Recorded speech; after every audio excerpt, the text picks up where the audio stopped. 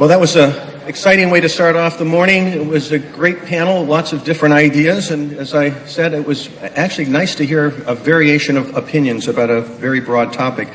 One of the panelists mentioned that there are both short-run and long-run strategies. The theme of this second panel is called the Jobless Economy, which sounds rather frightening, but it's probably a title that we could have put on this kind of panel 150 years ago during the Industrial Revolution, or even the last 40 years ago with the Information Revolution. So that's the challenge for this panel to think about is, what's the future look like, and does the future include so much mechanization and advanced technology and high tech that we really don't have people working, we just have robots. So I'm very fortunate today that Sarah Karp from WBEZ will be the moderator of the panel. The three panelists are George Crabtree, who is a professor at UIC and also has an appointment as the director of the Joint Center for Energy Storage at Argonne National Lab. Julie Friedman Steele, who is the founder and CEO of 3D Printer, and Beth Swanson, the vice president for strategy and programs at Joyce Foundation. So please welcome the next panel.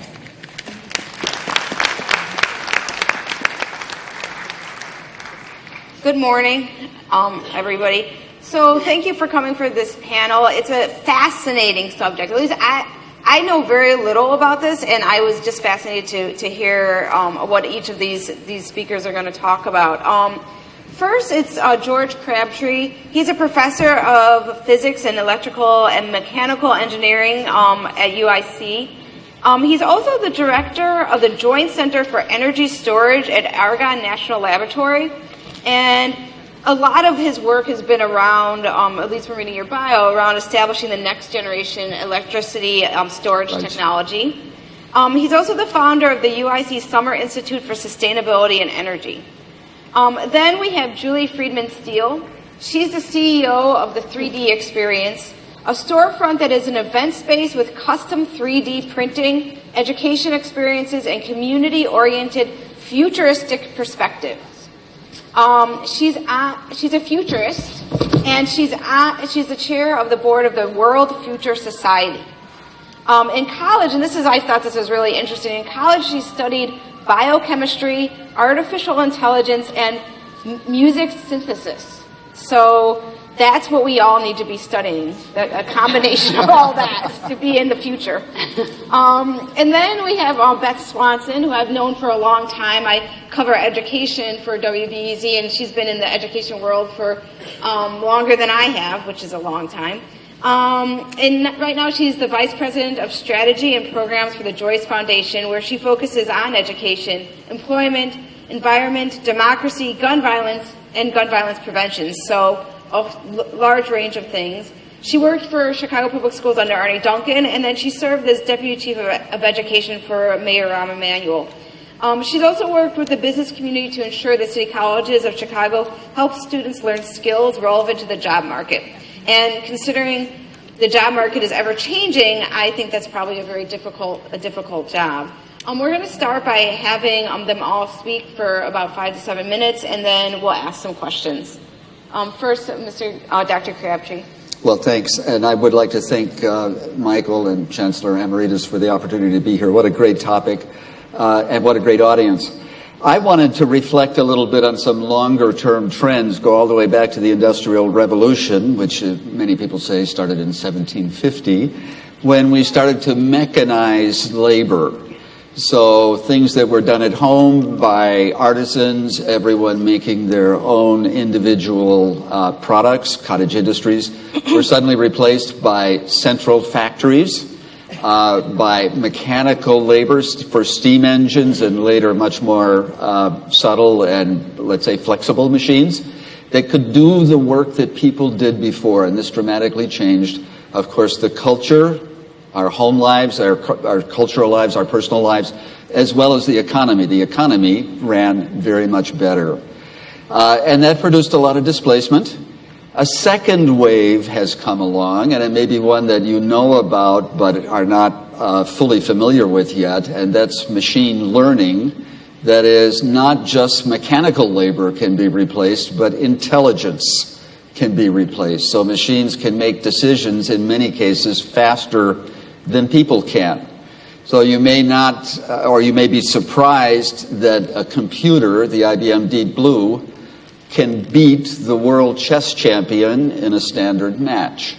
I find that amazing because I think of chess playing as requiring a lot of intellectual analysis, capability, a knowledge base. How could a computer do that? Nevertheless, it can. And we hear about self-driving cars, things that Google is doing and Apple are doing. And in fact, yesterday was the first day that self-driving cars would be allowed in Pittsburgh. And although most of us have not experienced that, well, it turns out a machine can, in principle, drive a car a lot better than a human can. And these cars can be connected. So if you have your cell phone in the car or a GPS in the car, in principle, a large computer somewhere knows where every car is and can adjust the traffic flow and the traffic light change to dramatically speed up commuting times. It can also dramatically, in principle, lower the accident rate, so safety could go up. So traffic could flow a lot better without humans in the picture at all. This is also true actually in science, so that's my business.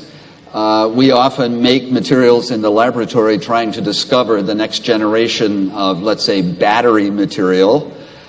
We can now do that on the computer. We simulate on the computer exactly what that material will do, and we don't have to make it. So this revolution is coming everywhere. You hear about smart cities. Cities where there is on every street corner a set of sensors that looks at traffic flow, that looks at bikes, at pedestrians, at cars, at trucks, at buses, and again can make the city work much more effectively than, say, a human can. So this is going to displace a lot of workers, and the question is, what will the effect be? The pace of change is coming faster and faster. That means that someone who is trained, let's say, as a young person in a certain career profession or skill may have to be retrained not only once but twice or three times during their career. And that upsets the social contract. So we're used to working for one company for our whole lifetimes, not so much anymore, but go back 10 or 15 years and that was the case.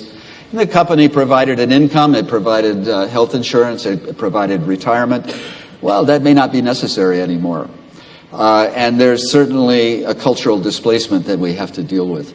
If you take it to the limit, so the title of our panel is the Jobless Economy, maybe we just don't need humans doing most of the jobs anymore. They can be run much more effectively, much faster, much cheaper, by machines that actually make decisions.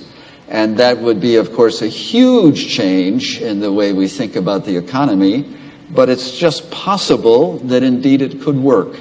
And you'd have to ask then the question, what is the role of people in that economy? Do they just sit back and enjoy life? I think that probably wouldn't work. So we need to think about that. But there's another change coming. It's a cultural one. We talk about the millennials. The millennials think differently, I think, than the older generations. They expect everything to be personalized.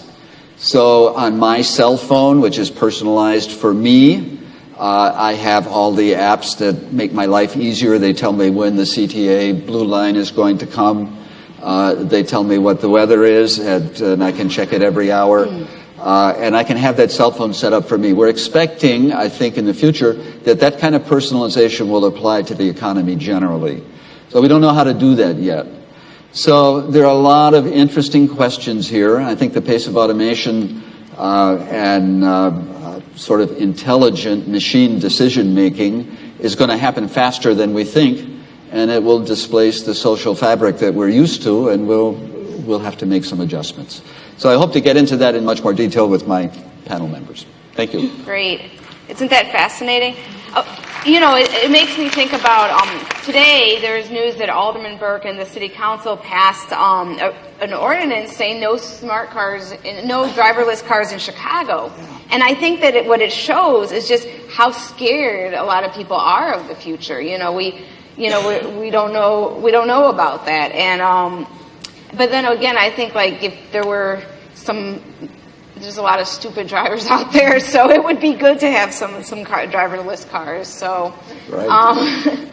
So next we have Julie Friedman Steele. Hi, everyone. Yes, it's true. I self-identify as a futurist. Is there any futurists in the audience today? Any? Two. Okay. Okay, a few. Well, I hope that when I'm done talking, maybe everybody here will have a futurist mindset. Everybody is capable of having one. But I started the 3D printer experience a few years ago after studying artificial intelligence and learning about the self-replicating robot. And the idea was that we do a lot of software, but not actually make anything. And we need to make things in order to do things. So I started doing that, and the majority of the demand was for the futurist perspective and where are we going, what does this mean, how does this affect me, and similar to you, what you were saying, I'm scared and not fully understanding what it was. So then I became involved with this 50-year-old organization called the World Future Society, and I got something that's hot off the press, although it's not press. That's just an expression. See, I used to do stand-up, and I don't know when I'm being funny, so it's always weird in front of an audience because there's laughing. I'm like, what happened? They're cueing you. Yeah. Yes. All right. Okay. All right, so the World Future Society is a curated group of visionaries, entrepreneurs, academics, and impact leaders. Our members recognize that together we can create a much greater impact than as individuals alone. We have received so many emails and phone calls with people asking how they can get involved. There's an amazing movement towards wanting to connect with others to take action. In our internal hub, our members discuss the top challenges of our time and propose solutions. Our members recognize their greatest asset is each other. As World Future Society grows, we see those ideas becoming action. It's their voices and our intuitive and our work as a collective that will build the best future for all of us. So what is a futurist mindset, and how do you know if you identify as that? I'm going to go over a couple of the pillars that make that up, and will hopefully help you navigate what the title of this panel is called, because the jobless economy is not something to be afraid of. It's just one possible future, and it really doesn't make a whole lot of sense unless everything else stays fixed, and that isn't possible because everything changes. So it's only jobless if nothing else evolves, but everything else will evolve with everything else. And so what do you need to be a futurist? Well, you have to be a lifelong learner.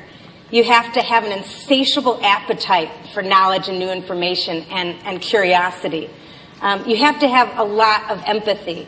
If you can't put yourself in another being's, human or non-human's, experience, then we're going to have a problem as a society at large, because you have to understand that everybody is leading their own individual experience. So empathy is a big part. Being a lifelong unlearner. We're filled with cognitive biases. We're filled with what we think we know to be true, but actually we may get better information. And when we talk about artificial intelligence and the Bayes algorithm, you constantly, the reason it's great is because it keeps learning new information. It says, okay, this is better information, this is better information. It takes it. Humans have a little bit of a difficulty rewiring their brains, but it's definitely possible. So you can just take in new information and just dismantle the things about society, about your own life that don't work anymore. Stop doing the same thing over and over again if it's not working. Being a dreamer, be able to hold multiple possible realities and futures in your mind at the same time. It's not linear. It's maybe several different ones. So if you could say, oh, I could see that version, and I can see this version, and I can see this version. So you're having multiple realities, but you hold them at the same time because they do conflict with each other. But it's the goal is to be able to see them and then be able to say, okay, this is the desired future state that I want to go to. That one's undesirable. Let's not go there. Something else that is important is collaboration, as I mentioned with the World Future Society, is that we can't do this if we don't work with each other. And we're much more powerful together than we are as individuals. So collaboration is going to be key. I mean, this goes on in terms of all the different things that make it up, but those are just a few of the pillars that go into it. And I would say that if I bring it back to the 3D printer experience, since opening, it's been extremely difficult because it's a moving target. Like the technology and the adoption, there's this chasm in between the two. And so, has anyone heard of the Gartner hype cycle? Okay, we got one hype cycle expert. Okay, so basically what happens is you have a technology trigger, and then it goes to the peak of inflated expectations, and that's usually when you see all the stocks rise up and people go, there's money! Or they'll be, I don't know what they think, but it's just completely delusional thinking. And then it falls into the trough of disillusionment, where everyone's like, this thing sucks. And then it goes into the slope of enlightenment, where it's like, oh, I get it now. And then to the plateau of productivity. And the plateau, am I on there? Yeah. Oh, because I'm like, why isn't anyone watching me? They're all looking at Yeah. Like, is it that? They got a great game going on up there. Okay. All right. So so then it's a plateau productivity. So what I've tried to work on with the 3D printer experience is so the peak of inflated expectations, so the slope of enlightenment, could take anywhere between 5 and 15 years, and that creates a great stagnation for adoption. And so you have people who are in the know and are adopting it, and then you have this big lag of people left behind. So I've been working a lot on being able to go from the peak of inflated expectations to the slope of enlightenment in 45 minutes. And so I've been working with people as much as possible to help them get there. And that's not just in 3D printing, but just in anything. Being able to go, oh, wait, now, okay, I can see how we go from here to here. And you're not stuck in this trough or this chasm for 15 years. You don't have to be. And so I see a brighter future being possible for all of us. So I think a jobless economy that's a good thing. And we'll talk about that more, I'm sure. So next we have Beth Swanson, who's going to maybe bring us into the now. Because I think that most of your work is in what should we be doing now in our institutions to get ready for this jobless world. Yeah, that's as reflecting while the others were talking, starting the Industrial Revolution and then ending in the future. I feel like I'm the one living it in the real time. And I wish I could. The slope of enlightenment sounds like a wonderful place to be, which maybe I'll get there someday. But really my jobs have been trying to figure out, with all of these changes, both in the education and workforce systems, how do we adjust now and help workers now either retrain or get back on or get into the career paths that would lead to family sustaining wages. I think it's a complex story. I don't really see it as a jobless economy, but a really job challenged economy. We see a lot of job creation and growth, both at the low and high wages, but it's that middle wage, that middle skill sort of tier that we see is shrinking and going. It's not going away entirely, but it's definitely, and I would say automation is a huge role in that. If things can be automated and widgets can be put on things and pictures can be recognized, you don't need a human to do that anymore. We've got machines that can do that and do that very quickly without error. So what we've been thinking about, not only at Joyce, but policymakers, et cetera, is how to figure this out and how to help people either make those low wage jobs have more characteristics of the middle wage jobs. So things like a living wage, family leave, much more stable and again, wages that people can actually live on. And we can do that through a lot of different policy mechanisms, but also we're thinking about changes to the education and training workforce system to better prepare people for whether it's middle or higher level jobs that we know exist in high tech manufacturing and everything that you're both involved in. So we do that in a few different ways. I mean, we think about it in 3 specific buckets, at least in our work at Joyce and with various partners and grantees. One is around apprenticeships and really helping people. And I'm sure the last panel, unfortunately, I didn't get to hear it, probably touched on a lot of these themes. One is apprenticeships and really helping people get on that path, get into that career, understand what is expected of them. And also we see apprenticeships like Aon and Zurich just started a new financial apprenticeship track in Chicago. And what we're seeing is actually middle wage jobs be created along that track that didn't actually exist in the companies prior. So we're getting people into perhaps a low wage position at Aon, but then it's moving up a notch into a middle level job that was created for them to get them better prepared to be a success at Aon, and then they stay and go into higher wage, family sustaining jobs. So I feel like people hear apprenticeships might think carpentry, plumbing, antiquated, and actually, no, there's some really high-tech apprenticeships now being created in various sectors, and we're trying to support that thinking and work in the country. The other thing we're doing is pathways, and that's from Sarah and I, days of knowing each other in the education world, is really connecting the K-12 world to college and career much more quickly and have a much more bright path for students to figure out how to get to the jobs of the future or even the jobs now, which are much more heavily tech-based. And that's making people rethink curriculum, teaching, learning, absolutely everything.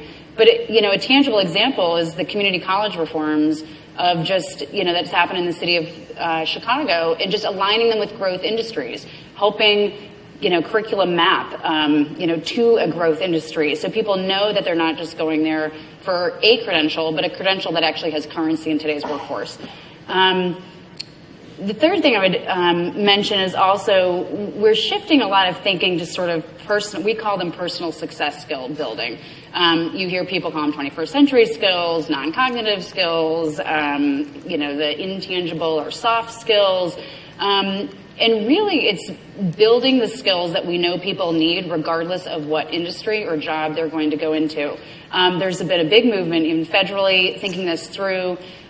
We help support the Business Roundtable and the national network of businesses and industries to come together and actually design an employability skills framework. And the idea there is it's around, demonstrating collaboration, leadership, teamwork, adaptability, flexibility, problem solving, creativity. All of those things we know intuitively are just what we need to be successful, both in education and career. But to actually be explicit about it and help employers know what those are and how they should be helping train and upskill their people once in a job, and to be prepared for the new jobs coming in the market. The employee or potential employee knowing these are the skills that are going to matter. How do I help go and build those skills and or communicate them if I have them to employers, because we know that's what they're looking for.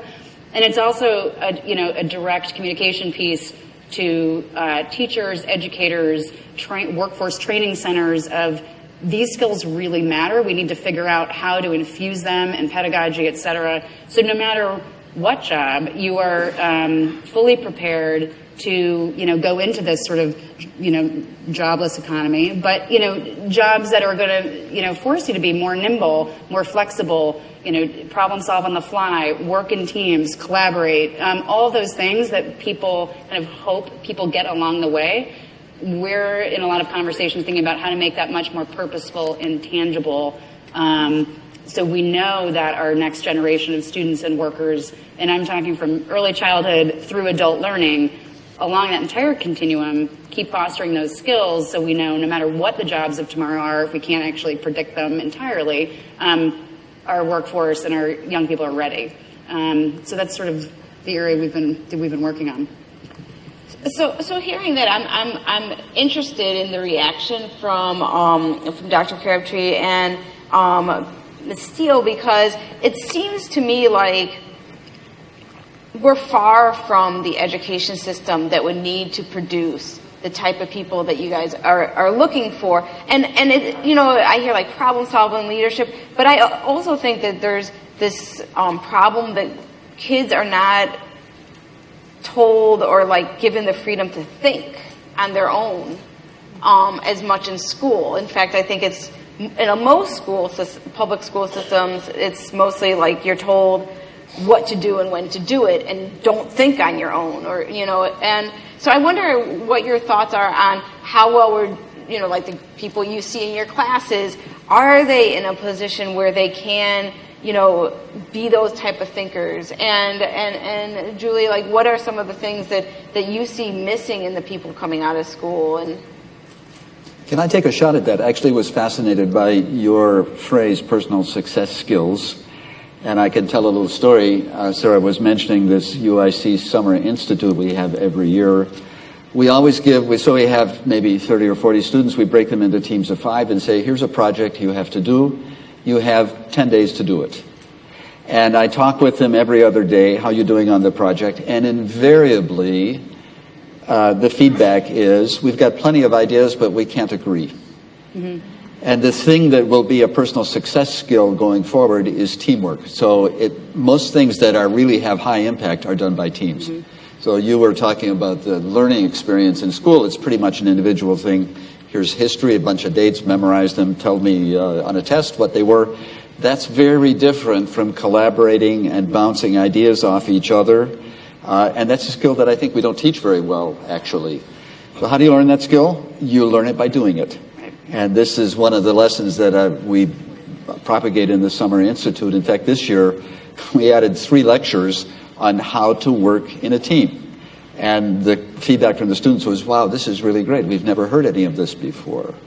So I think there is a need to educate in a different way. And this teamwork thing, you mentioned flexibility, and I think this is an issue because things change so quickly in the job market, that you have to be open to new ideas, you have to be willing to learn, and you have to be able to do it collaboratively. So I would really encourage that. We have tons of educators in the audience. I hope they're listening. Yeah, I would say the 2 most alarming things that I see is, and this is, you may have seen this, or you can watch Sir Ken Robinson's talk on how schools kill creativity. I think the fact that by 4th grade that kids lose their ability to have divergent thinking, and then those kids turn into adults. For those of you who don't know what divergent thinking is, if you want to come up with an idea for multiple uses for a paperclip, if you want to take like 10 seconds to do that, how many uses can you come up with?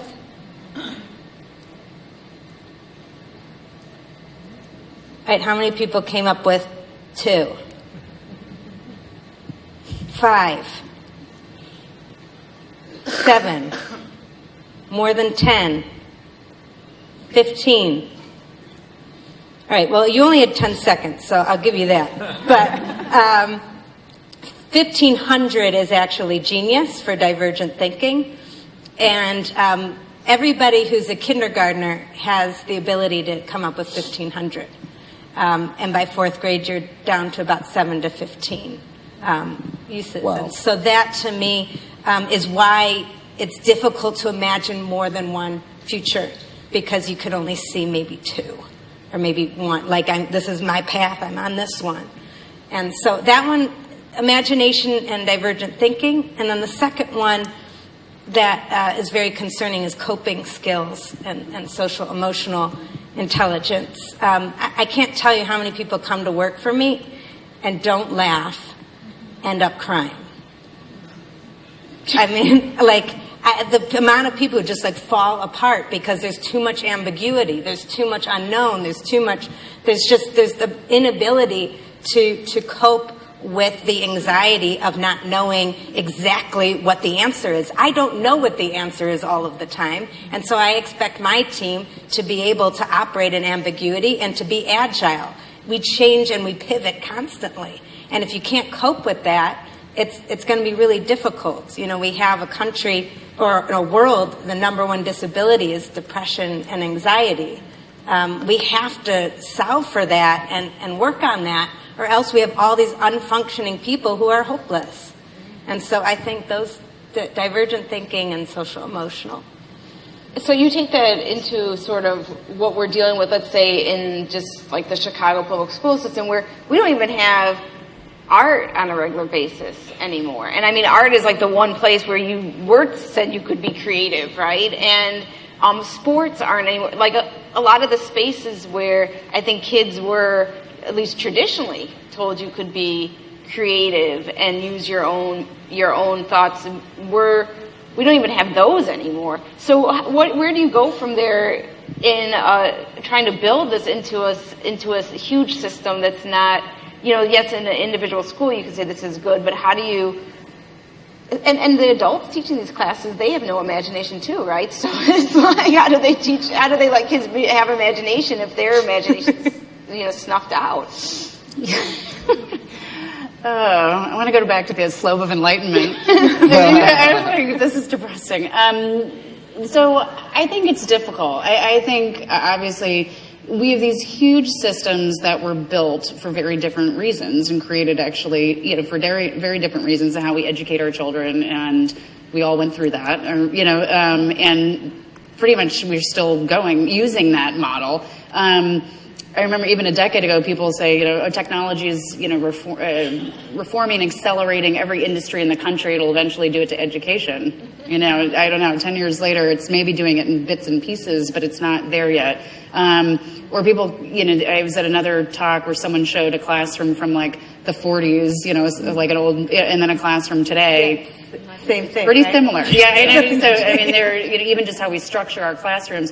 And it's, I would argue it's not actually the adults in there, but it's the systems, the standards that are met, all of the stuff sort of crushing on the system to get done that doesn't allow for sort of that flexibility, and innovation, because the incentive system is to do something very different. And so we need to sort of flip the incentive system, I think, for teachers to feel like they have the ability to like really engage, be creative, allow for space, allow for failure. So our students, I think, are afraid to fail or experiment when really we know that's how you learn. You learn by failing. You learn by, the research on project-based learning and experiential learning is there. We all know it. It's extremely hard to implement at massive scale. And I think that's the difference. But you do see it. A couple of bright spots. I mean, even in Chicago Public Schools, we've got Wildwood Elementary School, Chavez. We've got schools all over this city that if you go in there, they're in a traditional school building, you walk in, you think you're going to take a normal tour. Once you're in, the energy is so high.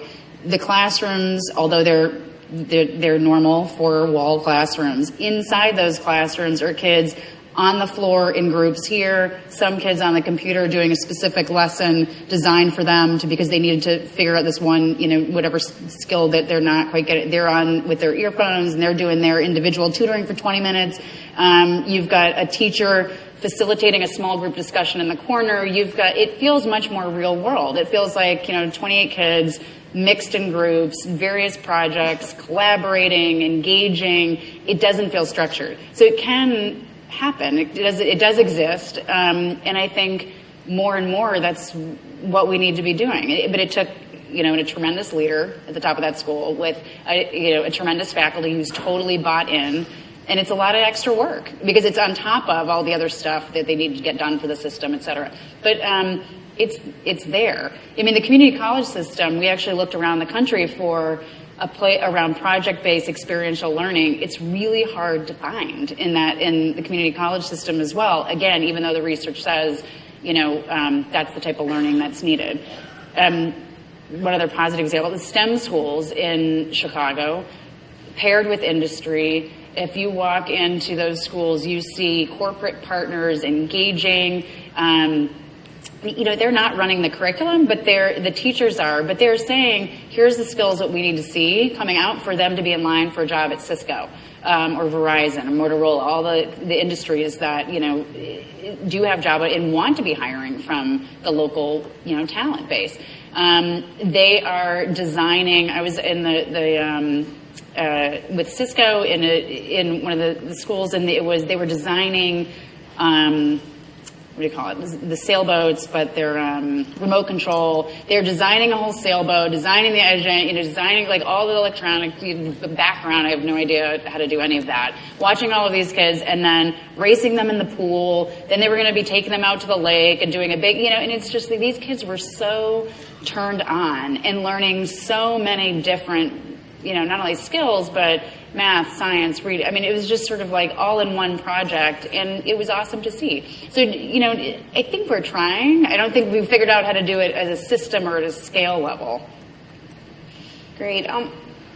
Anything you all wanted to add? Well, I think you hit on something very important, and that is personalizing the experience. So if you do it alone, there's a certain amount you can learn, and it might be very effective for certain things. But most of the life skills that we need and most of the innovation comes from bouncing ideas off people. Exactly.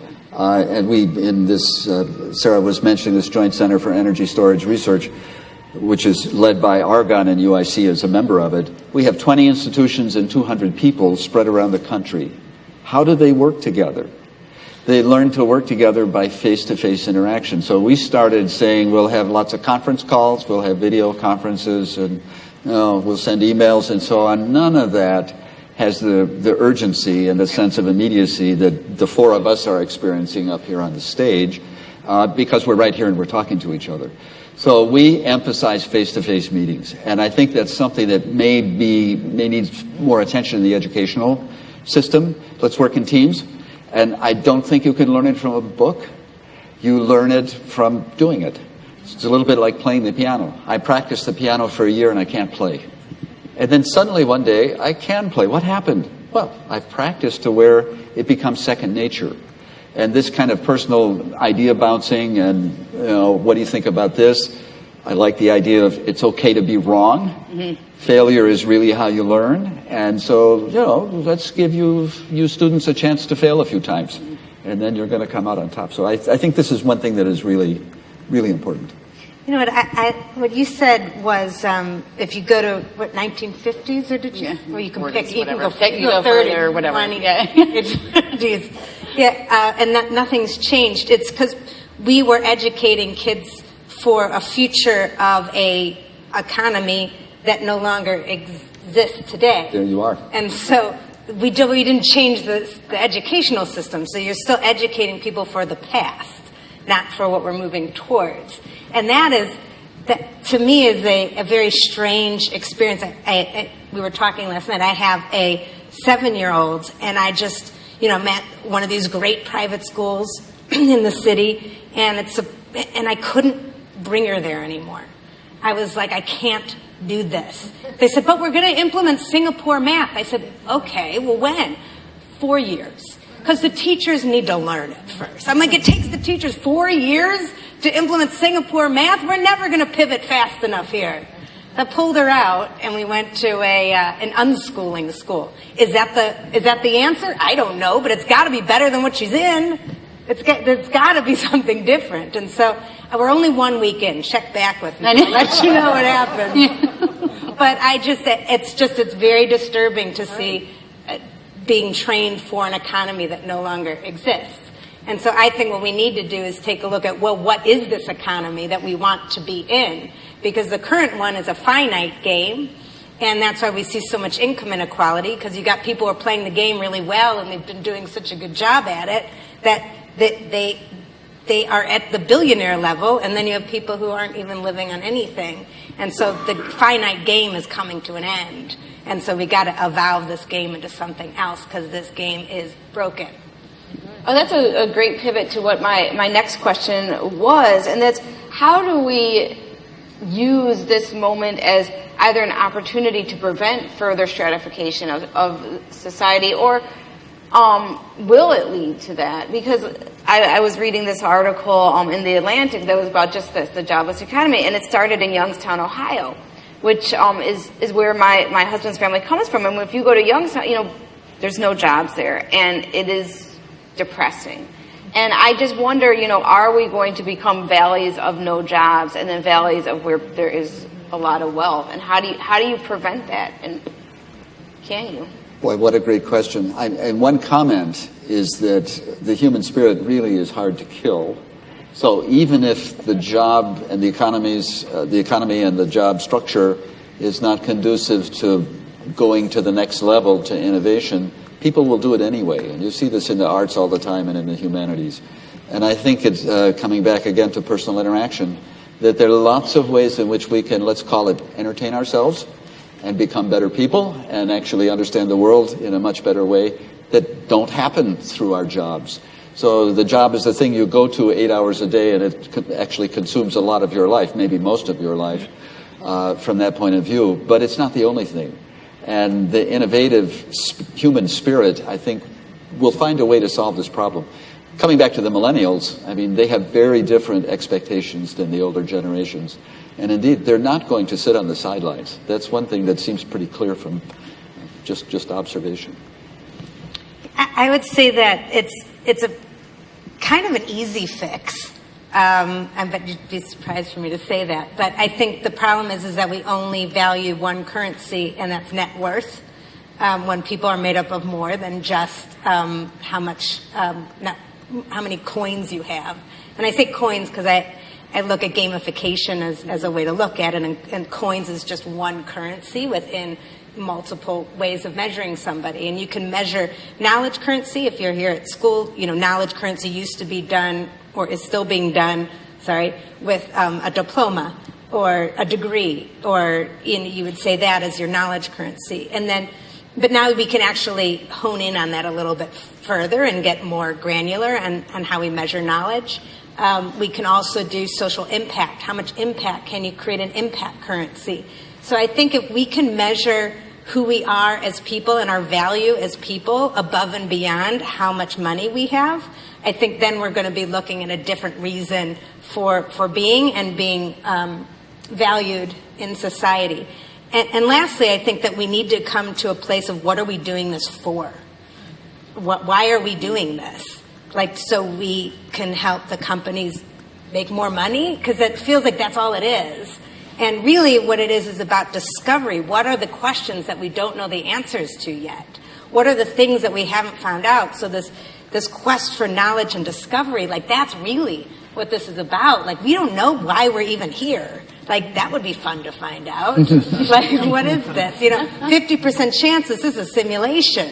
That's I'd like to know if that's the case, because I'm going to take some more risks.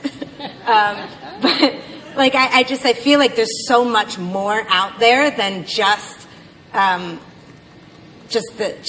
wealth, and I feel like that's what we're on, that hamster wheel of that we need to get off of, because there's more to people and their value. I mean, one comment relevant to that is that the U.S., especially, and the developed world, is able to reach that point where maybe there is something other than a capitalistic system that we want to make work better and better and better. Well, when we're done with that, what do we have? Right, and exactly. we're at that sort of distant edge where we can actually grasp that question. A lot of the developing world is kind of stuck in a pattern that just hasn't gotten that far yet. Yeah, it's true. And also, I think your knowledge currency, I think, is also being shaken simultaneously in this country, which is interesting to think about. I mean, everyone thinks the community college student is the non-traditional degree earner, and they're actually the bulk of degree earners in the country now. The four-year institutions are not. Online education, et cetera. So, I mean, I think we're also trying to figure out what is the worth of that degree, which degree. People are coming straight out of high school with a certification, into Google, into Apple. Yeah, I mean, that's all being shaken simultaneously. So it is interesting. I think we're at a point where this is going to reconcile. I'm not quite sure how, but it is definitely, we're at that point, at least in my view. Are we supposed to go to questions now, or? Maybe why not. don't we? Well, it's supposed to be. Yeah, why don't we do it? Okay, yes, they have questions. They have questions. Are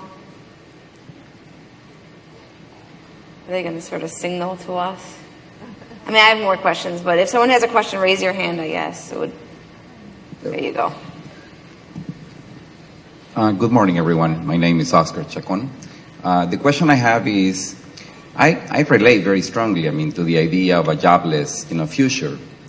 However, one of you were just pointing out that essentially we have build not only a society but a world where we value people for what they have, not for what they are. And I think for most people, not only in the US but across the world, the idea of a jobless future, because of 200 years in the past telling us that the only way you can have is if you earn, how do you really reconcile the notion of a jobless future in a way that can be understandable for most people? And most of all, can you comment on what would be a jobless future beyond actually earning? Where does the value of human life and all its potentials fit in this future?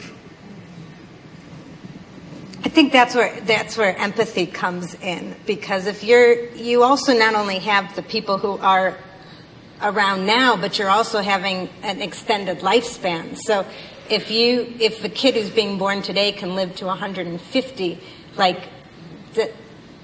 does work really, is that really what you want to do, 9 to 5? I mean, maybe that isn't, like the job isn't like your ideal thing. Like we kind of look at jobs like, oh, a job. But it's, as you're saying, it's a job because that's how you get ahead. So you can most people are in jobs that they don't love.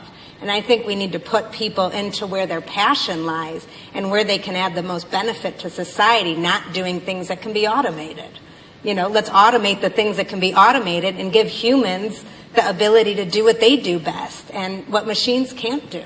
And so I think that if we focus our and I'll say the word jobs just because that's how we reference it, but what we do with our day and our life is follow your purpose and passion and your dream of what you'd like to do and change the world with.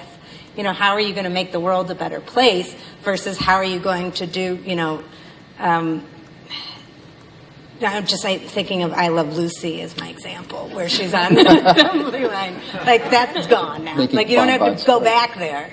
And so I think we look forward, not try to go, oh my God, I don't know what this looks like, let's bring this back.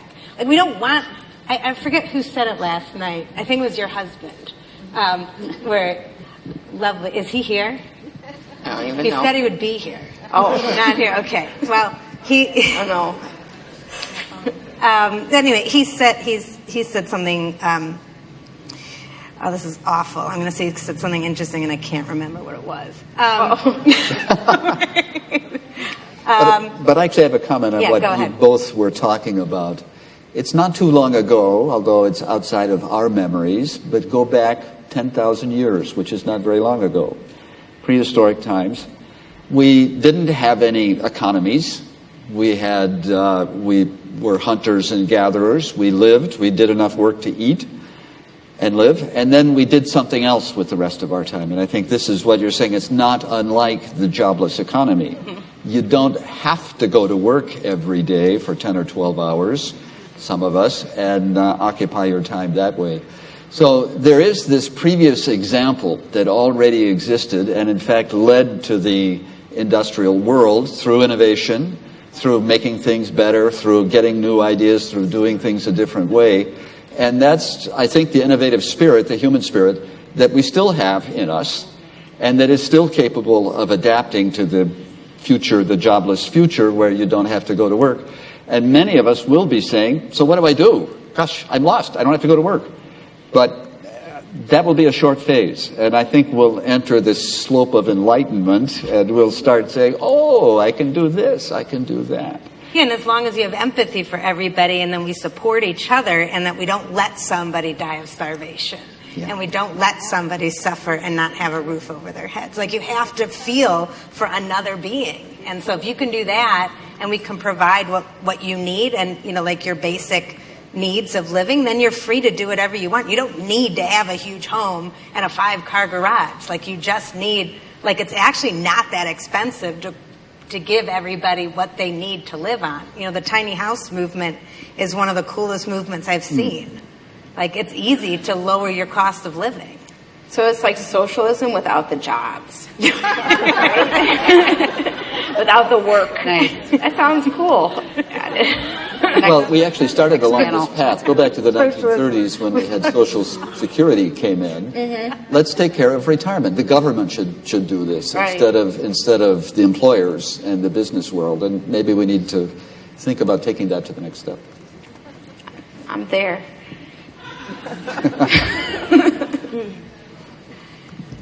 We got some people over Yeah, here's a here. couple of hands. Oh, I'm going to grab the mic and start. Hi, everyone. Oh, My good. name's Alejandra Ibanez. And I want to re-ground us in 2016 in the U.S. economy as we think about the future of work and the labor market. And maybe raise the elephant in the room about racial equity. I mean, we have to recognize that we have a very segregated labor market in the U.S. that leaves out predominantly black workers, workers of color, women.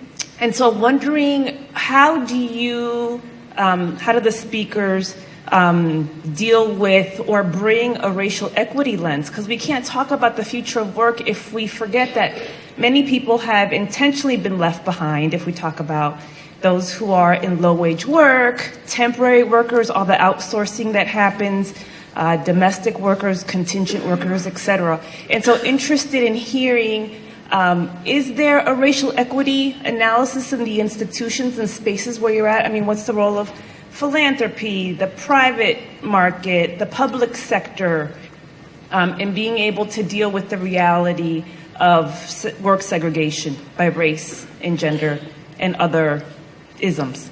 Thank you.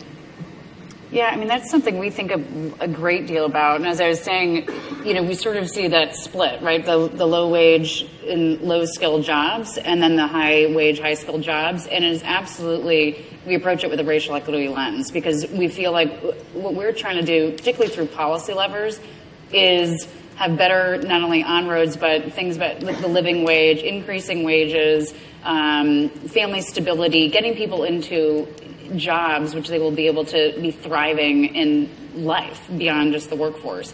And so we're very cognizant of the racial issues like in that sphere, and we're working really we've reached out to also various partners around these issues like La Raza and the Urban League and others, and trying to say how can philanthropy be more helpful? What levers can we press on and move to try to get this issue dealt with much more sort of forcefully and thoughtfully. Same with the apprentice work, the pathways work. We're going deep into communities, and specifically areas not only Chicago, Indianapolis. Our work is in Milwaukee, Detroit. I mean, we are going to these urban centers that I think are dealing with these issues day in and day out, and so that is just baked in and integral into sort of our lens of how we're working on these issues. I think that was sort of the basis of my stratification question, that I was thinking about another Atlantic article where they were talking about math, like Singapore math, and all these really how the very best students in the United States are surpassing the math levels of internationally. But there's such a big difference in the very top to the very bottom. And in those, in Silicon Valley, there's these kids that are going all Saturday and learning all this great, very high level math. And I mean, I'd never even heard of the types of things they were talking about. And they've said in this article, there's, basically no involvement of low-income communities in these programs. And there's some people starting to think about how they can bring it to them. But I mean, if there's only one group of people that's even learning how to do this stuff, what does that mean for the rest of us? Is there another question? Thank you all for being here. My name is Miriam Pear. I work at Loyola University in development. So I really appreciate Alejandra's question, because this is sort of piggybacking not along racial lines, but along socioeconomic levels. I really love the future you all are painting. It's really interesting, and it sounds incredibly fulfilling. But I'm wondering how we discuss this in 2016 with families who maybe they're not really engaged in what's going to be personally fulfilling for them for the next 40 years. They're just worried about how they're going to feed their kids. So I feel like maybe that's part of the elephant in the room, is how do you communicate this to people who who really just need a way to be able to provide for their families. And I think Dr. Crabtree touched on it, talking about the difference with our economy versus the developing world. So it has broader implications, but I'd love to hear your thoughts. Well, one tiny thought is that all of the, let's say, digital innovations that are coming are applied pretty much to the industrial economy. So that's going to make capitalism work better. It's going to actually provide probably less for the low-paid worker because they'll not be needed as much. And I wonder if there's a way to apply some of these innovations to the exact problem that you're talking about, to the fact that there are a lot of people who don't make enough money to really live, as far as above the poverty line as they would like to. And there probably are. I think one of the issues is that in the capitalist economy that we more or less live in, that's not valued because it doesn't make the system work better, the capitalistic system work better. But there are lots of ways to use the digital economy and innovations to address that question. We haven't done it. I think I have this fantasy or idea where it would be really interesting to create, because one of the things, and I use an analogy a lot with corporations and startup companies, is speedboats and barges. And so, we are on the biggest barge you can be on, society. Like that's bigger than, the Apple barge. But, this barge it's hard to maneuver it and it's hard to move. And so startups basically can be a speedboat and zip around and go, look at this, see this, what about this? And then the barge goes, oh, actually, that looks pretty good, let's try that. But there's no way it could have done it on its own, and so they look to that. And so what I think would be interesting and something for the city of Chicago to do that could work is to lead by example, maybe create a, some type of community where you're testing different ideas out and actually speedboating all of these different concepts, so then if they work, then you can copy and paste onto the rest. But to think that you're going to be able to fix the barge, it's not going to happen. So it's just not. And that's okay. It's just we need to be able to start prototyping other types of ways of living. And if we don't prototype them, I don't see how it's going to work.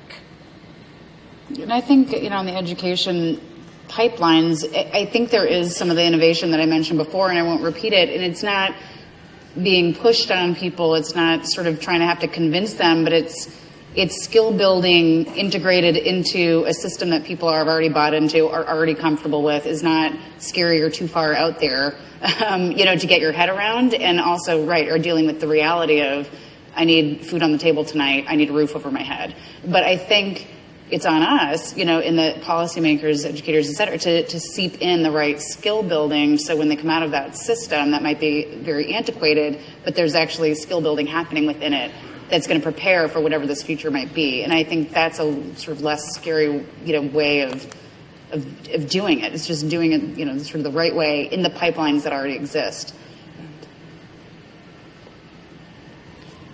I see a guy way back there. Oh, and I see someone with a microphone. Good morning. My name is Darius Ballinger. I'm a part of the CUPPA program here at UIC, and I want to thank the panelists for coming out this morning.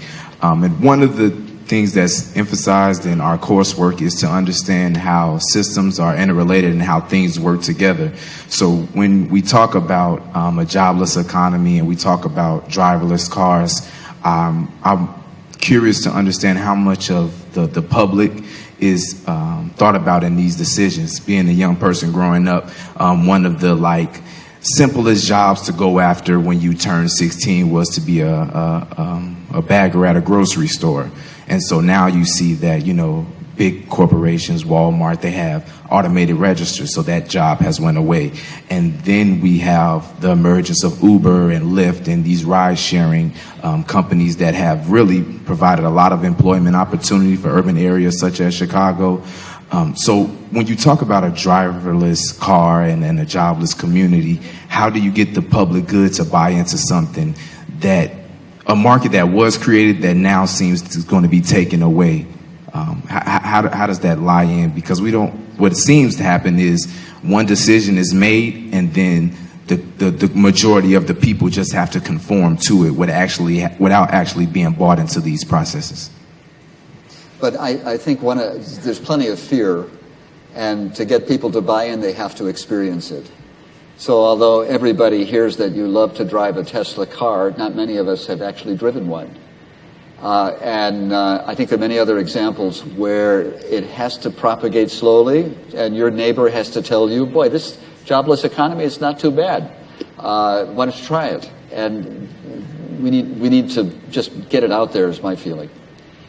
I don't know. Yeah, go ahead. I was just going to say, it also, I mean, it's on employers. That's a distinct choice, right? And if the ultimate goal is, to get as efficient as possible, revenues as high as possible, et cetera, that's one thing. But you might not get to the ideal, but you get to an optimal solution by, still remaining, hiring from local, still having the baggers, the grocery store. I mean, you don't have to. It's a choice to automate that from leadership, and that's another thing is we work a lot with employers about thinking those through and what is the trade-off for the community development, et cetera, and it might not be ideal, but is it actually the optimal solution not to go the full way, but to actually still have these pipelines? I mean, we have employers today choosing to work with the community colleges of Chicago, hiring folks out of Kennedy King, Malcolm X. That's by choice. They are going to a new pipeline. That might not be the typical pipeline they go to for their employer, but they're realizing these are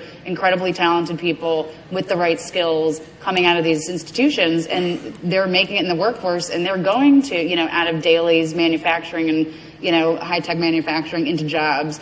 But again, it's, to your point, people can make decisions on this. They can decide how that future should be, and how are we judging ourselves, holding ourselves accountable. But I would argue you don't have to go the full sort of futuristic, no humans needed. Wait, that's route. one future.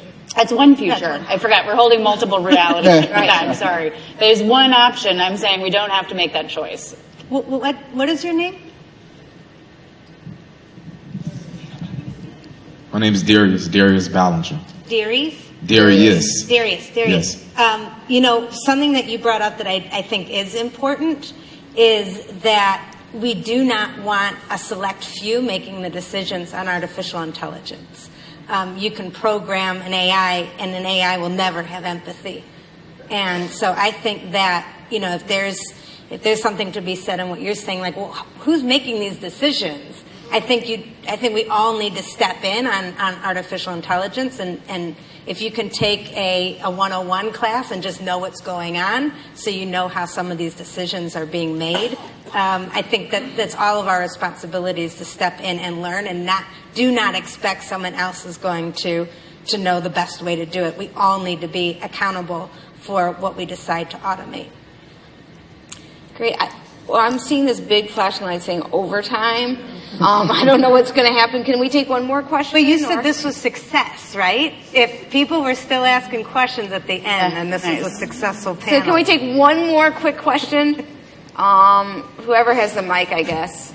Yeah, you get the question. My name is Ebony Hawkins. I'm also a student in the College of Urban Planning and Public Affairs. And I wanted to speak specifically to Julie, but also have the panel weigh in on when you are dealing with this hierarchy of needs that, multiple people have presented, how do you get people to imagine multiple possibilities when you're dealing with race and class and education and gender and all of that? Like, how do you even get people to imagine? Because oftentimes I feel like that's an issue when you just have a lack of imagination, a lack of ability to even think that far forward. Yeah, that's right. I mean, that's what the World Future Society, that's our number one mission right now, is to try to get to democratize being able to imagine these realities. There's actually a way in which you do that. It was based in academic rigor, which is forecasting and scenario planning. Mm-hmm. And there's actually lots of different ways to do it. And so it just hasn't gotten out of academia. It's been, the University of Houston, University of Hawaii, Toronto, they all have programs on foresight, but it's not really brought into the public. It's not brought into companies. It's not brought in everywhere. And I think, if that's something that you're interested, we'd love to have your involvement with the World Future Society to help get this out there, because I see it as the number one challenge, what you just brought up. Actually, I think that is happening now. So returning again to the millennials, they want to personalize everything. I want it to be right for me. And of course, the example is my cell phone makes my particular life easy. And so I think that's going to happen. It may take I admit if you're stuck in a food desert and below the poverty line, you don't have much ability to imagine anything else. We need to address that problem. But for the vast majority of people, I think that it's on its way. We might like it to go faster. 45 minutes. Yes. 45 minutes, there you are. That's right. I think this panel has been really, really enlightening, and I really appreciate hearing. I mean, it's broadened my mind, and I really appreciated hearing the speakers. So let's give them a round of applause.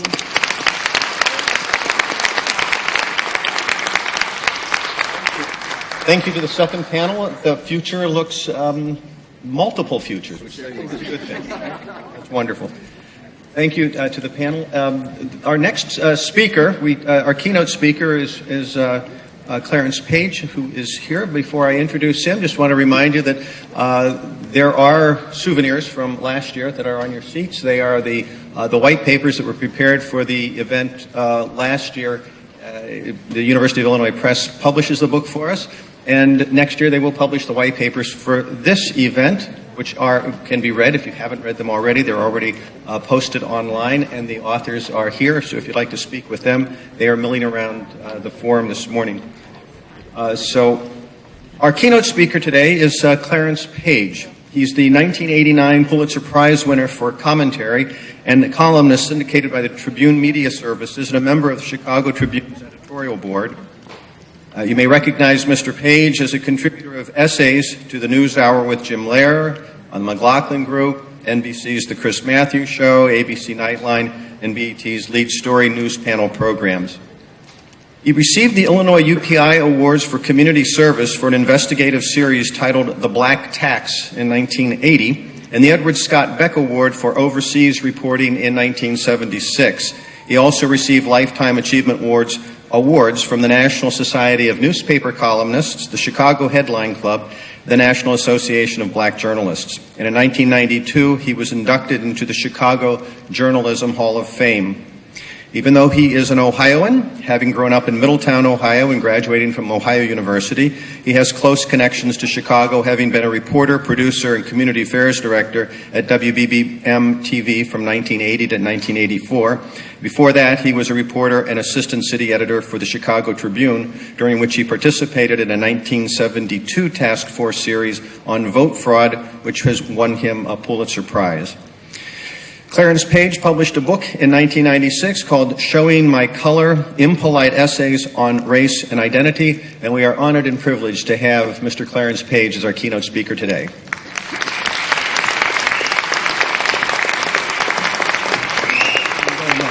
Thank you very much. I identify as a journalist. I have very few friends, but I get to meet a lot of interesting people.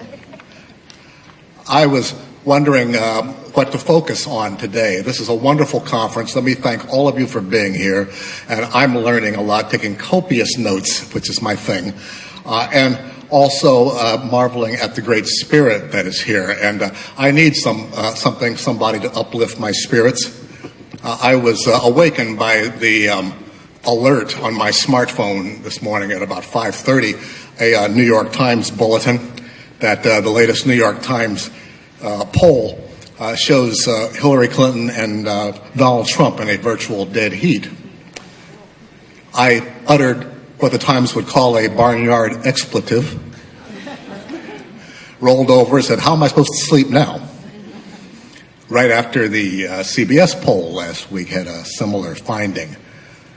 I know I'm not here today to discuss politics, but politics is where discussions like this inevitably lead, because politics determine what actually gets done or not done, who gets confused who gets included, who gets left out.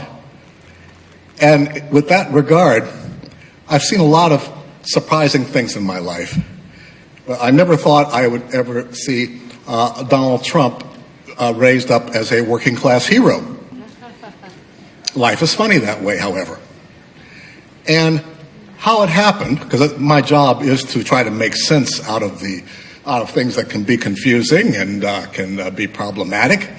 I've done a lot of analyzing, and it's taken me back to Middletown, Ohio, which I'll get to in a moment. But it really comes down to what has become part of the conversation now is the sort of issues you've been hearing about today, that many of you have been involved with, that I've been preaching about for several decades. Growing income inequality, the rise of a demand for labor that is skilled and educated, and a sense of loss among those who were left behind in these changes. These include the kind of things that we're talking about in the title for this program today: migration, training, education. These are the issues that have shaped today's labor landscape and are shaping the future direction of where we're going. Besides the poll today, I also see that the new census report that shows a further hollowing out of our workforce, of our population, really.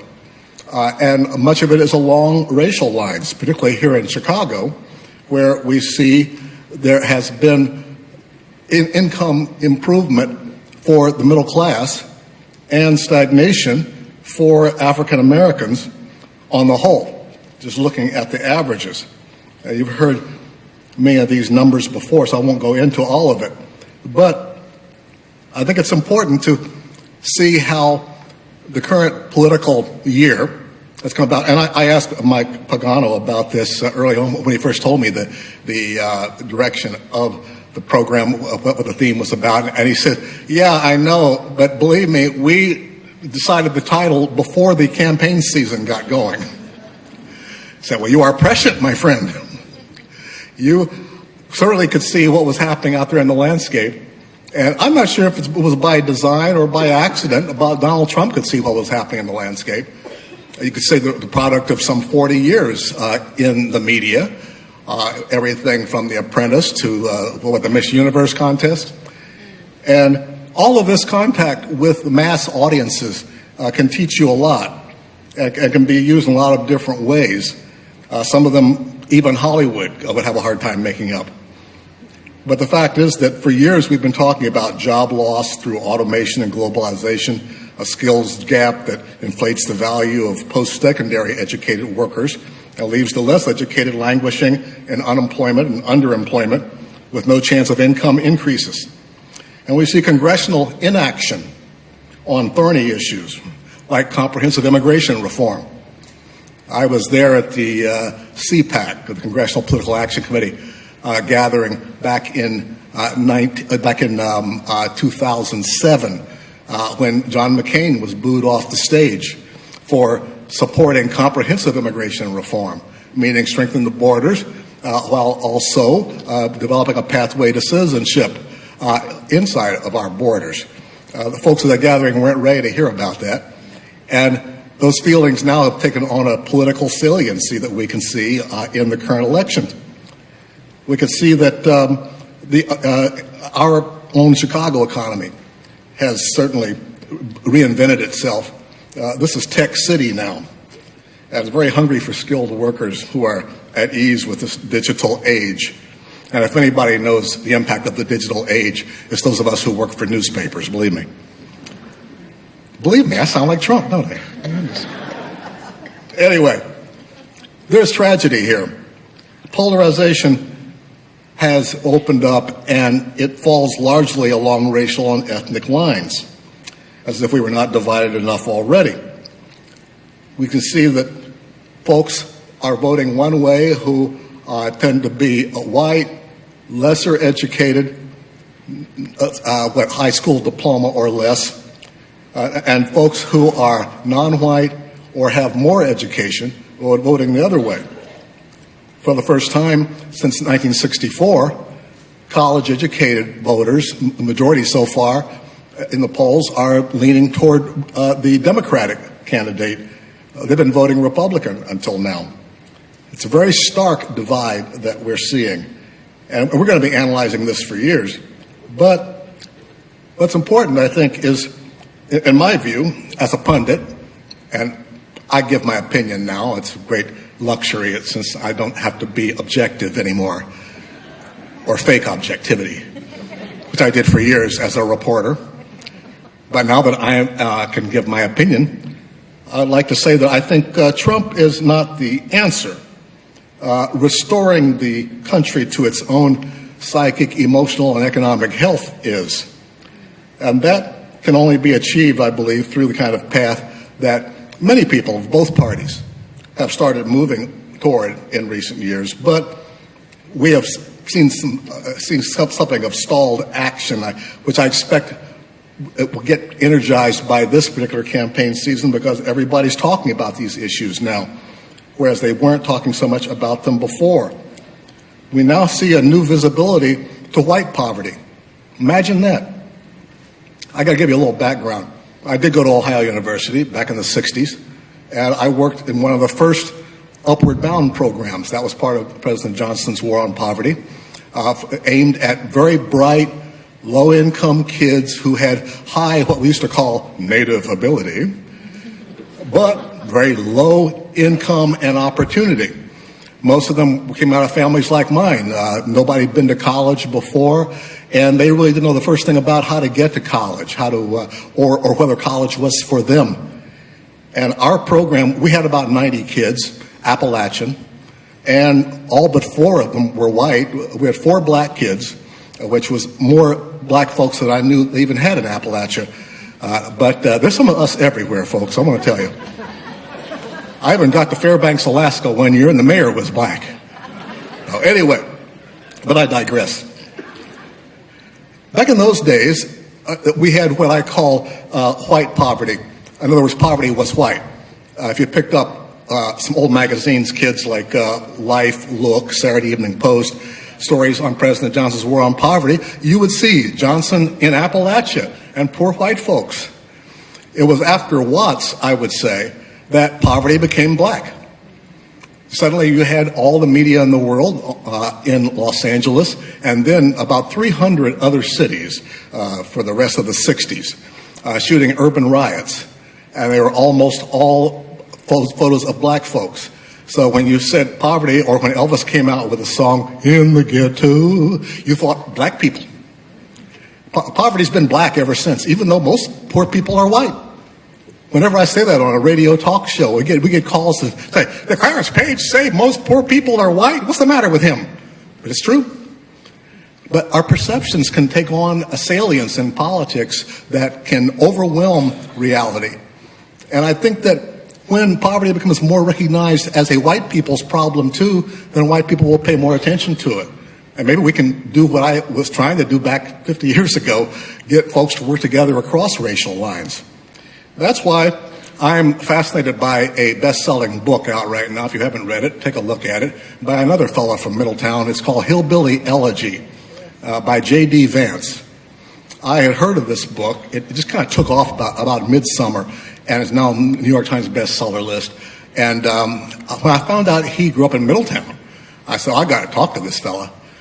And it's very interesting because I came out of high school in Middletown in 1965 at a time when it was the last, we didn't know it then, but it was the beginning of the end of industrial America. Our town we had a robust steel mill, Armco Steel. We had 5 paper mills. My dad worked for one of those. A couple of uncles of mine worked at Armco, or they worked up at Frigidaire or National Cash Register or Adelco. I can go on and on in the Dayton, Cincinnati areas. It's John Boehner's district, by the way. Remember him, the Speaker of the House who cried a lot? We do that in the Miami Valley. What can I tell you? But anyway, we're very emotional. But there were all those jobs, robust America. Everybody that I knew just about, I had, mom and dad at home. Everybody, it was classic, what we call Ozzie and Harriet America. It was so darn boring that people ever ask me, you ever think about doing a memoir? And I said, no, my growing up was too boring. It was, no alcoholics in the family, no dysfunction, etc. You got to have something to write about there. But as it turns out, I didn't know how lucky we were. 30 years later, 1995, in the mid-90s, J.D. Vance is coming out of high school. All those paper mills are gone. Almost all the other factories are gone. Armco Steel is still there, but a shadow of its former self. It's now AK Steel Company. The K stands for Kawasaki. Like a science fiction movie to me. Everything has changed. I've stepped through this time machine now. And they call it AK. Too many World War II veterans around still to call it Kawasaki. But it's the shape of America. But that's one thing. At the same time, the shopping malls that were robust as late as the early 90s, they're vacant now. One's just a parking lot. Suddenly, they have, back when I was a kid growing up there, if you had said pot, I would have thought, oh, that's something to do you-know-what in. But now, Butler County, our county, is the leading heroin overdose county for the state of Ohio. And that's saying something, because Ohio has now risen to among the top states for heroin overdoses and abuse. This tends to follow a pattern. Look at the other states that have had similar problems. So dysfunction, this is all consequences of job loss, consequences of economic turmoil. And nobody's happy about it. Nobody seems to have any real answers to it. But there's a lot of anger out there. For a lot of good reason in many cases, because nobody was really listening when folks were worried about automation taking jobs away or trade deals taking jobs away.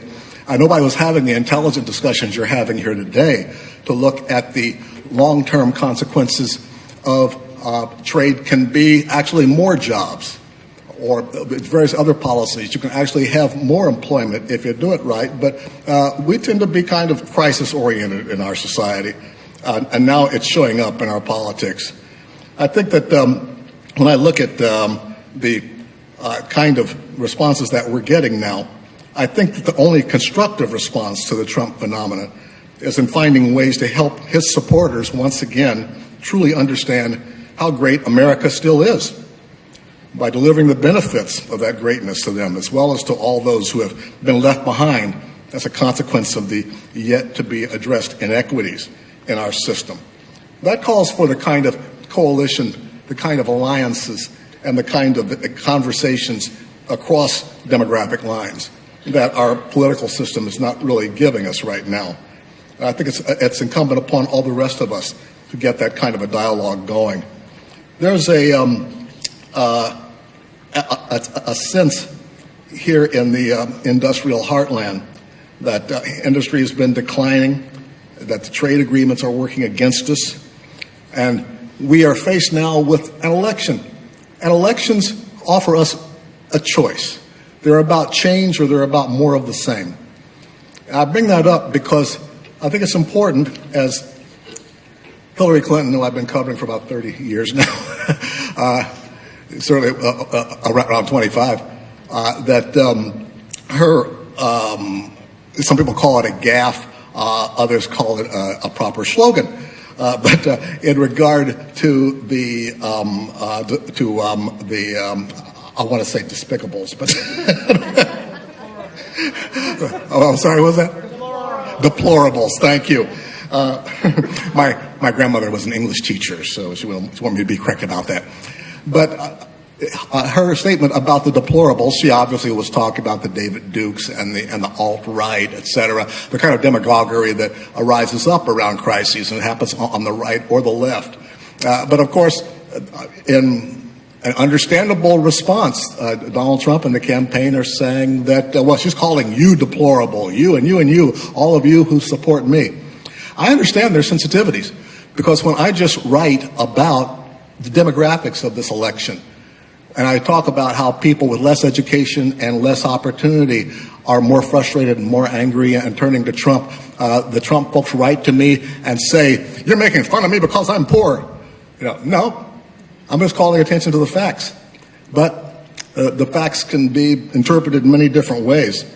What's important is not so much what is happening now, what the problem is now, but what we do about the problem. Hoping we can find some constructive answers and responses. We're certainly talking about some today in the panel discussions here. We're certainly seeing some actions that have occurred in Washington and other actions that I wish would occur but have not. Congress has had some programs that and strategies that have shown positive results, but Congress doesn't want to take much more action on them now. Earlier, there was some talk about employment subsidies. This is a program that the New York Times, Tribune, others have editorialized in favor of. It is a part of the National Recovery Act in 2009. It created more than 260,000 temporary jobs for young people and adults. And governors and employers were quite happy with it, but Congress denounced the program and critiqued it in terms of not really doing any good, and blocked proposals that would have extended it. And as a result, we have not had the kind of positive results that could have occurred. I think that's okay if you don't like a program and you get rid of it, but what are you going to replace it with? That's the area where our dialogue has fallen down. And I think that we, after this election, with both parties thoroughly shaken up, because the most important demographic, I think, is the conflict between the establishment and those who are upset with the establishment. And you find this in both parties. Just ask Bernie Sanders. And it's a kind of a campaign year where there've been a lot of conversations right beneath the surface that have come to the surface now and have become issues that are going to be turned into hard votes one way or the other.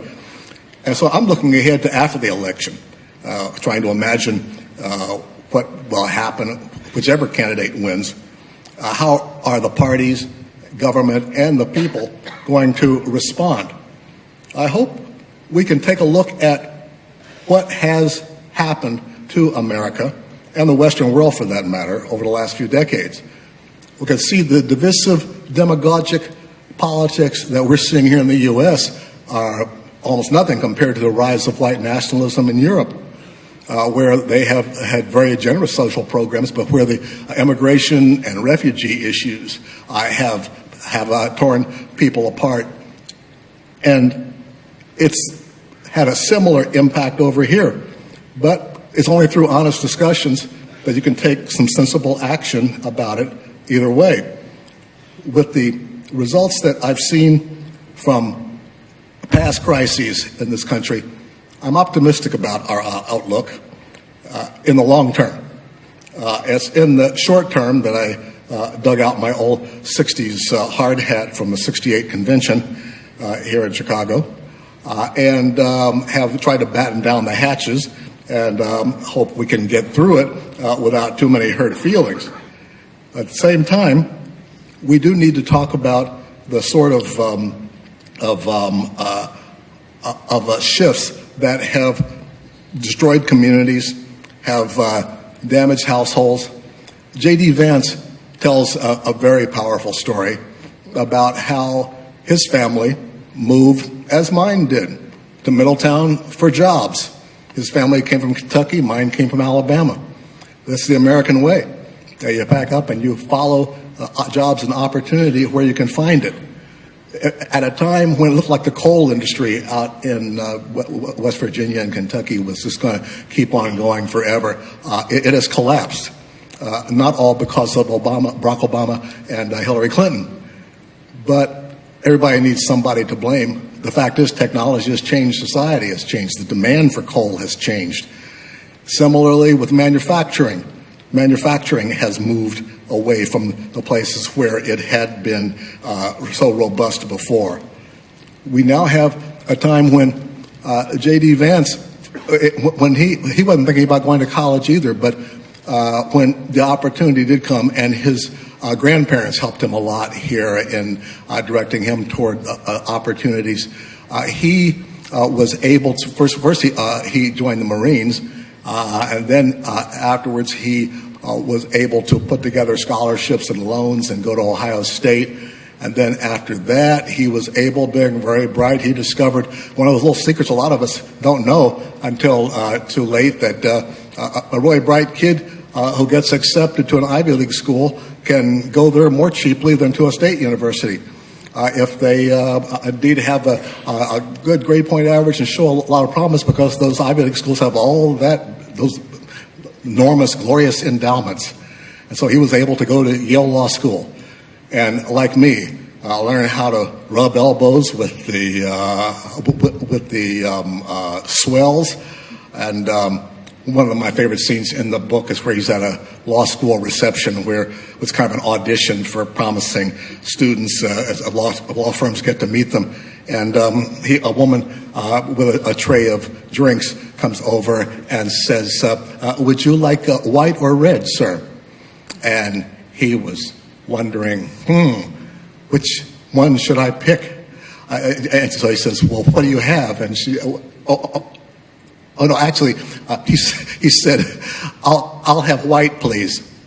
And so she says, "Chardonnay or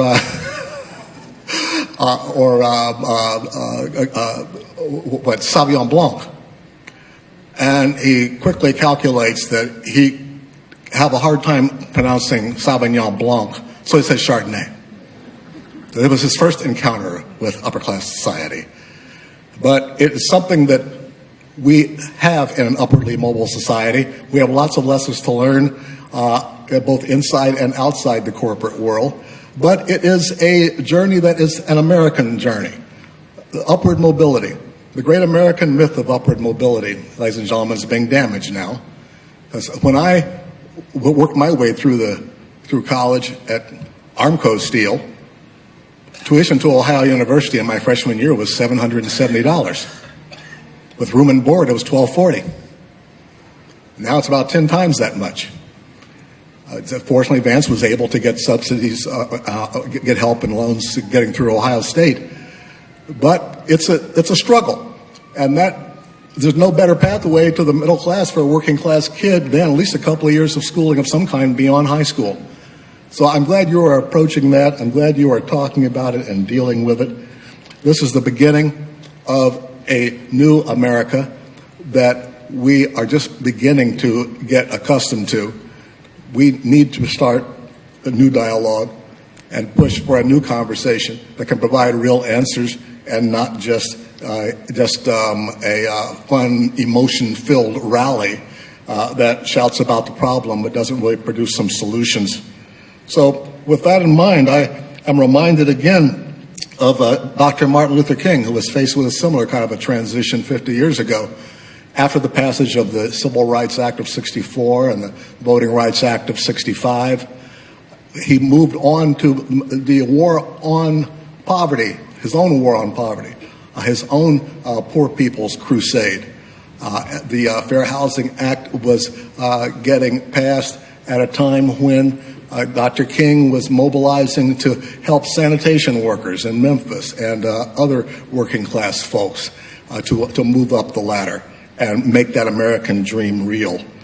And about a year before he died, a little less than that, in 67, he's preached a sermon to the Southern Christian Leadership Conference, his organization, called "Where Do We Go From Here?" And I find this to be very timely right now. And at that time he said, "I conclude by saying today that we have a task, and let us go out and do it with a divine dissatisfaction. Let us be dissatisfied until America will no longer have high blood pressure of creeds and an anemia of deeds. Let us be dissatisfied until the tragic walls that separate the outer city of wealth and comfort from the inner city of poverty and despair shall be crushed by the battering rams of the forces of justice. Let us be dissatisfied until those who live on the outskirts of hope are brought into the metropolis of daily security. Let us be dissatisfied until slums are cast into the junk heaps of history and every family will live in a decent sanitary home. Let us be dissatisfied until the dark yesterdays of segregated schools will be transformed into bright tomorrows of quality, integrated education. Let us be dissatisfied until integration is not seen as a problem, but as an opportunity to participate in the beauty of diversity. Let us be dissatisfied until men and women, however black they may be, will be judged on the basis of the content of their character and not the basis of the color of their skin. Let us be dissatisfied until every state capital will be housed by a governor who will do justly, who will love mercy, and who will walk humbly with his or her God. Let us be dissatisfied until from every city hall, justice will roll down like waters and righteousness like a mighty stream.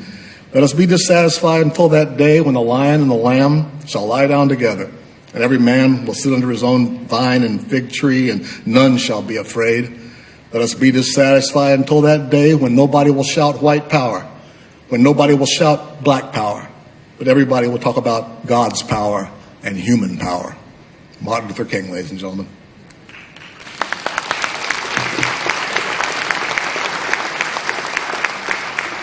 And idealistic, naive me, thought 50 years ago, well, 50 years from now, we're not going to be hearing about white power, black power, all that.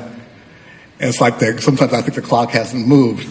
Other times I see the clock has moved, but we must move with it. We must stay up with the times. And that's why when I hear about that, I hear that line about the lion and the lamb shall lie down together, I'm reminded of the old Woody Allen line, that the lion and the lamb shall lie down together, but the lamb won't get much sleep. So with that in mind, we've got a long way to go before we sleep. But I have faith, looking at all of you and talking to you and hearing your wonderful ideas, that what the mind can conceive and your head can believe, your heart can believe, your body will achieve. So keep your eyes on the prize and hold on. Thank you, ladies and gentlemen.